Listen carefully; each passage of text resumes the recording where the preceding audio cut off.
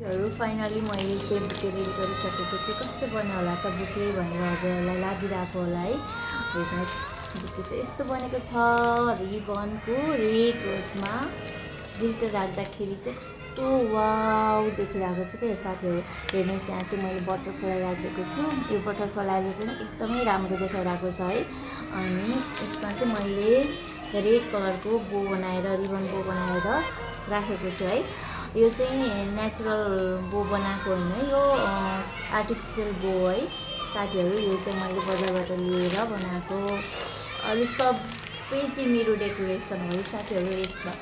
अनि हजुरहरूलाई कस्तो लाग्यो आफ्नो साथीहरूको बर्थडे गिफ्ट दिन, हल्दी, मेहेन्दी, म्यारिज गिफ्टहरू जुनसुकैमा पनि आजभोलि त बुकेहरू दिन्छौँ नि है साथीहरू।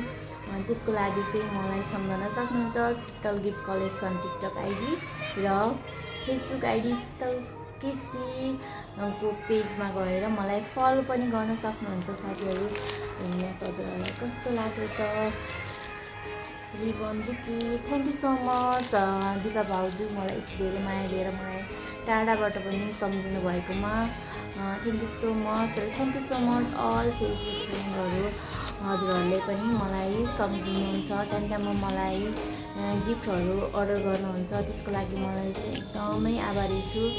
अझै पनि मलाई धेरै माया गरिदिनु होला भन्ने आशा छ। ओके बाई, यति नै आजको लागि है।